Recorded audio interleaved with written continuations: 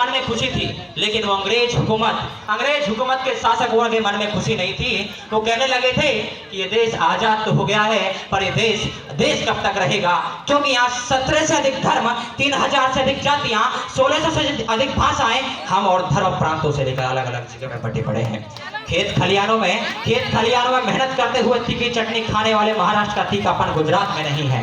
वहाँ खाने पीने से लेकर बातों में मिठास, वहाँ कृष्ण की रासलीला और दृश्य का सुंदर उपमा का स्वाद, मक्के की रोटी, सरसों का साग, लस्सी दा प्याला, बगड़े दा बोलबाला और तन में तंदुरुस्ती, यही पंजाब की हस्ती। और पंजाब की बल्ले बल्ले तो वही बंगाल के रसगुल्ले, जम्मू की वादियां, दाल बाटी और वीरों की भूमि तो वही राजस्थान, तो वही बुद्ध की शांति से बिहार का सम्मान, प्रभु श्री राम की पावनता, माँ गंगा की पवित्रता और राष्ट्रभाषा हिंदी का यूपी में वास, तो वही तेलुगु, तमिल, कन्नड़, मलयालम है इस देश की शान। तमिलनाडु का भरतनाट्यम होकर भी वो केवल भारत के मंचों पर नहीं सराहा जाता, बल्कि वो विदेशों के मंचों पर भी सराहा जाता है। और छाती चौड़ी हो जाती है उन युवाओं की, छाती चौड़ी हो जाती है उन अध्यापकों की, जब सुनते हैं कि भारत देश का, हरियाणा का एक युवा जब गोल्ड मेडल लाने वाला नीरज चोपड़ा बनता है। शायद इसीलिए अमीर खुसरो ने भारत भ्रमण के बाद कहा था कि अगर धरती में कहीं स्वर्ग है तो यही है। साथियों, हमारा राष्ट्र एक विकासशील राष्ट्र है, और विकासशील राष्ट्र के सामने हर एक वो समस्या आती है जो हर एक विकासशील राष्ट्र के सामने होनी चाहिए। एक समस्याएं, बाधाएं हमारे राष्ट्र में भी हैं। हम उन समस्याओं पर जिस दिन खड़े उतर जाएंगे, उस दिन हमारा भारत कैसा होगा, इस प्रश्न का उत्तर भी हमें मिल सकता है।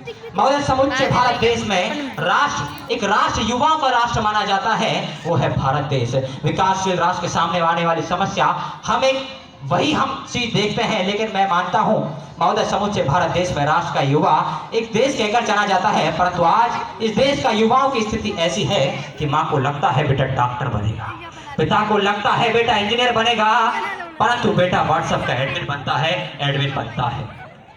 और कहाँ उठती है वो देशभक्ति जब एक युवा अपने बूढ़े माँ बाप को वृद्धाश्रम की चौखट पर छोड़कर आता है। महोदय, आज हमारे राष्ट्र का युवा, देश का युवा रोजगार के लिए लड़ रहा है, और शायद इसीलिए हमारे हिंदुस्तान में पाकिस्तान जिंदाबाद के नारे लगते हैं। हमारे देश का युवा सिगरेट, बीड़ी, ड्रग्स और आदि के नशों में फंस रहा है। शायद इसीलिए कश्मीर में हमारा तिरंगा भी झल रहा है। मैं इस मंच से समुच्चय युवा वर्ग से निवेदन करना चाहता हूं कि आप नौकरियों का निर्वहन ना करते हुए खुद नौकरियों का निर्वहन करें। साथियों, किसी भी राष्ट्र की नैतिकता और प्राथमिक मूल्यांकन उस राष्ट्र के प्रत्येक युवा के मन में चल रही देशभक्ति और राष्ट्र निर्माण के संकल्प से होता है, और देशभक्ति की भावना पर निर्माण करता है। और यदि कोई राष्ट्र कहता है कि वो पूर्णतः सही है, पूर्णतः अच्छा है, तो इसका सीधा तात्पर्य यही होगा कि उसका युवा अच्छा है, उसका युवा एक अलग सोच रखता है। साथियों, एक देश में एक ह्यूमर फैलाया जाता है कि यदि कोई व्यक्ति अपनी भूमिका का निर्वहन कर रहा है, हम ज्यादातर जानते हैं कि जब भी कोई फौजी होता है, अपनी जब भूमिका करता है उस वर्दी को पहनकर, और एक पुलिस वाला जब अपनी खाकी वर्दी को पहनकर जब अपनी निर्वहन करता है अपनी नौकरी का, तो हम कहते हैं कि यही एक राष्ट्रभक्ति और देशभक्ति है। लेकिन मेरे मायने में और कहता है कि बदन पर खाकी खाल पहनकर शांति और अमन की बात करना ही राष्ट्रभक्ति की सीमा में आता है। तो यदि कोई व्यक्ति सड़क पर पड़े कचरे को उठाकर डस्टबिन में डालता है, तो उससे बड़ा देशभक्त कोई नहीं। और यदि कोई व्यक्ति पर्यावरण संरक्षण के दृष्टिकोण से एक वृक्ष का रोपण करता और उसका संरक्षण करता है, तो उससे बड़ा देशभक्त कोई नहीं। और तमाम खिंचातानी और सांप्रदायिक मतभेदों के बीच में खड़े होकर ऐसे एक सहयोग में, एक ऐसे कार्यक्रम में कोई युवा अपनी बात को रखता है, तो इससे बड़ा देशभक्त कोई नहीं। राष्ट्र निर्माण एवं राष्ट्रभक्ति की भावना रखता है, तो उससे के विचारों में परिवर्तन आएगा, विचारों से उसके शब्द बदलेंगे, शब्दों से संकल्प, और उसी संकल्प से असल मायने में राष्ट्र का निर्माण होगा। यदि मैं ऐतिहासिक परिप्रेक्ष्य की बात करूं, तो ये वही देश है जिसमें कुरुक्षेत्र की रणभूमि में जब एक अदना सा सारथी राष्ट्रभक्ति का उद्देश्य देता है तो धर्म की विजय होती है।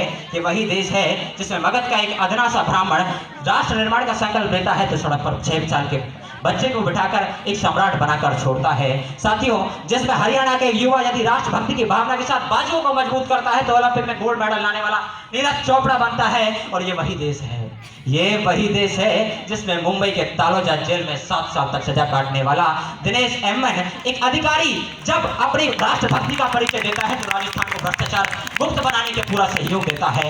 ये हमारा सौभाग्य है कि हम एक ऐसे हिंदुस्तान में, एक ऐसे भारत में रहते हैं। हम 57 की तलवारों का चमचम करता आलोक बने, हम गीत बने, संगीत बने, शब्दों के गहरे शून्य का देकर के पृथ्वी के आर्यभट्ट बने, पृथ्वी के आर्यभट्ट बने। और ये हमारा इतिहास है। साथियों, मैं एक चीज और कहना चाहूंगा, आज के इस पावन अवसर पर मैं एक वक्ता की भूमिका कर रहे हैं, आप श्रोता की भूमिका कर रहे हैं और अतिथि अपने आतिथ्य की भूमिका कर रहे हैं। और जिस दिन 140 करोड़ हिंदुस्तानी अपनी भूमिका का निर्वहन करने लग जाएगा, उस दिन मेरा राष्ट्र एक विकासशील राष्ट्र के सामने एक पूर्ण का राष्ट्र विकास बन जाएगा। उस दिन मेरा राष्ट्र विश्व गुरु के मार्ग पर आ जाएगा। अंत में अपनी वाणी को विराम देते हुए इतना कहना चाहूंगा कि जिस दिन इस राष्ट्र का प्रत्येक शिक्षक आवासीय छुट्टी के बारे में सोचना छोड़ देगा, जिस दिन इस राष्ट्र का प्रत्येक शिक्षक आवासीय छुट्टी के बारे में छोड़ देगा, चाणक्य गुरुकुल असीमता को सुरक्षित कर लेगा, जिस दिन इस देश का प्रत्येक राजनेता पूर्ण निष्ठा के साथ जनपद से लेकर राष्ट्रपति तक का सफर तय कर लेगा, और जिस दिन इस राष्ट्र का प्रत्येक नागरिक न्यायालय के प्रत्येक खंडपीठ में बैठा न्यायाधीश निष्पक्षता द्वारा न्याय कर लेगा, और जिस दिन मेरे भारत की बेटी अपने माँ बाप का ख्याल माँ बाप जैसा ख्याल सास ससुर का रखने लग जाएगी, उस दिन मेरा राष्ट्र ना केवल विश्व का श्रेष्ठ भारत के श्रेणी में होगा। ये अर्पण की भूमि है, ये तर्पण की भूमि है। इसकी नदी नदी हमारे लिए, इसकी नदी नदी हमारे लिए गंगा है, इसका कंकड़ कंकड़ हमारे लिए शंकर है।